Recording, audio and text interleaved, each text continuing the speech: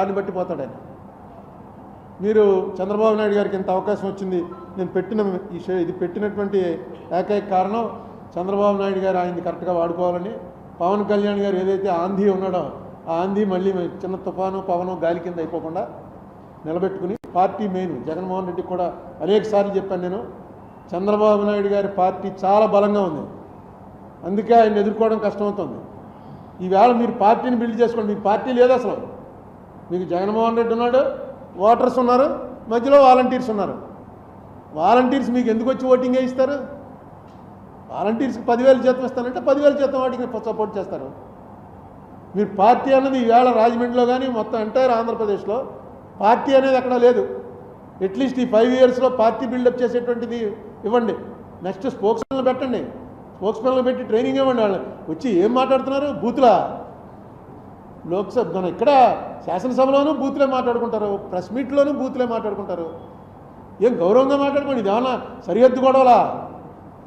కొంచెం గౌరవంగా మాట్లాడడం, వాళ్ళు దానికి ట్రైనింగ్ ఇవ్వటం, అసలు ఎందుకు ఓడిపోయారన్న దాని మీద ఒక మీటింగ్ పెట్టుకోవటం, ఇవన్నీ చేయండి. ఇదేమి ఎండ్ కాదు, ఇది అయిపోయామని ఎవడన్నా అనుకుంటే చంద్రబాబు నాయుడు గారి పార్టీ కూడా అయిపోయింది జగన్ పార్టీ అనుకుంటే వాళ్ళు పొరపడుతున్నారు, మేము అయిపోయామరా అని జగన్ పార్టీ అనుకుంటే వీళ్ళు పొరపడుతున్నారు. ఎందుకంటే ప్రజాస్వామ్యంలో ఇది అసలు 5 ఏళ్లకోసారి ఎలక్షన్ పెట్టడం గవర్నమెంట్ మారటానికే.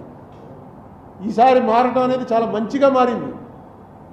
ఎందుకు కారణం ఏంటంటే అక్కడ బీజేపీ అనేటువంటి కేంద్రం ఏదైతే మనల్ని సవత్తల్లి ప్రేమ చూపిస్తుందో కరెక్ట్గా కంట్రోల్ చేయడానికి డెఫినెట్గా జగన్ కన్నా చంద్రబాబు నాయుడు గారు బెటర్ వచ్చాడు. దీని మీద పెద్ద నిరుత్సాహపడిపోకల. ఇంకా అటాక్లు జరుగుతున్నాయి, లీగల్గా వెళ్ళండి. లీగల్గా ఎక్కడైతే కొడుతున్నారో అన్ని వీడియోలన్నీ టీవీలో చూపించడం కాదు, కోర్టులో పెట్టండి. కోర్టులు ఉన్నాయి, ఇంకా కోర్టులో న్యాయం జరుగుతుంది ఖచ్చితంగా. అప్పుడు ఆగుతాయి అక్కడ. ఈ వెళ్ళి వచ్చి రోడ్డు మీద కొడుతున్న వాళ్ళని చంద్రబాబు నాయుడు ఏం పంపడం, ఆ రోడ్డు మీద తన్నులు తింటున్న వాళ్ళందరినీ జగన్మోహన్ రెడ్డి పంపిన వాళ్ళు కాదు. ఎక్కడెక్కడ ఏ గొడవలు జరిగితే నిన్న ఆ పార్టీలో ఉన్నవాడు ఈ పార్టీలోకి వచ్చాడు, ఈ పార్టీలో ఉన్నవాడు ఆ పార్టీలోకి వెళ్తున్నాడు. సో మీరు పార్టీ అంటూ బలంగా ఉన్నప్పుడు ఇవన్నీ కూడా ఆటోమేటిక్గా సర్దుమణుగుతాయి. ఎప్పుడైతే పార్టీ బలంగా లేదో అటాక్లు జరుగుతూ ఉంటాయి. ఎందుకంటే ఆ స్థాయికి తీసుకొచ్చేసారు రాజకీయాలు. ఇప్పుడు చూడండి, పక్కనే ఒరిస్సా 24 ఏళ్ళు ఒక్క ఎలక్షన్ కూడా ఓడిపోకుండా 24 ఏళ్ళు ఆయన అనుకుంటాను రికార్డు లేడు ఇండియాలో.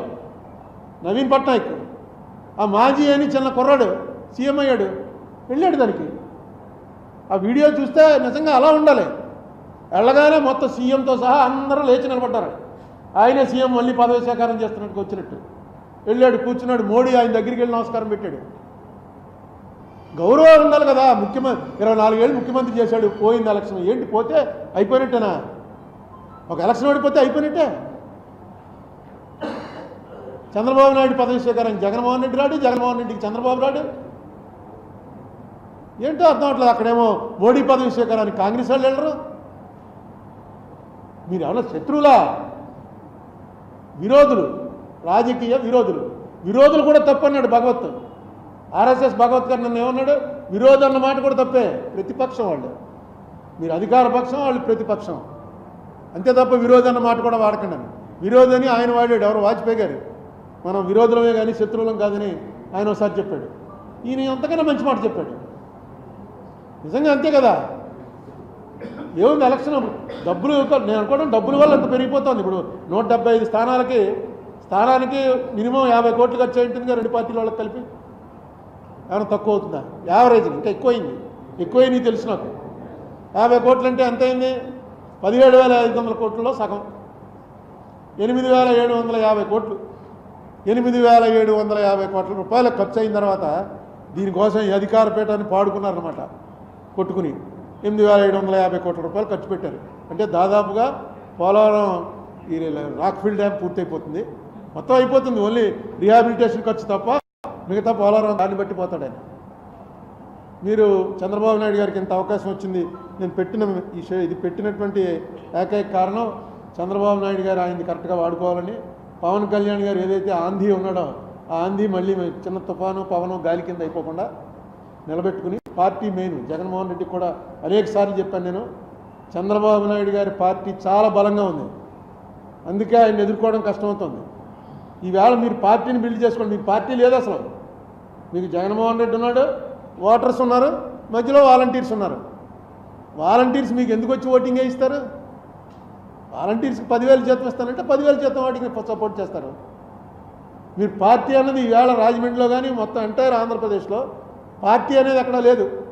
అట్లీస్ట్ ఈ 5 ఇయర్స్లో పార్టీ బిల్డప్ చేసేటువంటిది ఇవ్వండి. నెక్స్ట్ స్పోక్స్ మెన్లు పెట్టండి, స్పోక్స్ మెన్లు పెట్టి ట్రైనింగ్ ఇవ్వండి. వాళ్ళు వచ్చి ఏం మాట్లాడుతున్నారు? బూతులా? లోక్సభ మన ఇక్కడ శాసనసభలోనూ బూతులే మాట్లాడుకుంటారు, ప్రెస్ మీట్లోనూ బూతులే మాట్లాడుకుంటారు. ఏం గౌరవంగా మాట్లాడుకోండి. ఇది ఏమన్నా సరిహద్దు గొడవలా? కొంచెం గౌరవంగా మాట్లాడడం, వాళ్ళ దానికి ట్రైనింగ్ ఇవ్వటం, అసలు ఎందుకు ఓడిపోయారన్న దాని మీద ఒక మీటింగ్ పెట్టుకోవటం, ఇవన్నీ చేయండి. ఇదేమి ఎండ్ కాదు. ఇది అయిపోయామని ఎవడన్నా అనుకుంటే, చంద్రబాబు నాయుడు గారి పార్టీ కూడా అయిపోయింది జగన్ పార్టీ అనుకుంటే వాళ్ళు పొరపడుతున్నారు, మేము అయిపోయామరా అని జగన్ పార్టీ అనుకుంటే వీళ్ళు పొరపడుతున్నారు. ఎందుకంటే ప్రజాస్వామ్యంలో ఇది అసలు 5 ఏళ్లకోసారి ఎలక్షన్ పెట్టడం గవర్నమెంట్ మారటానికే. ఈసారి మారటం అనేది చాలా మంచిగా మారింది.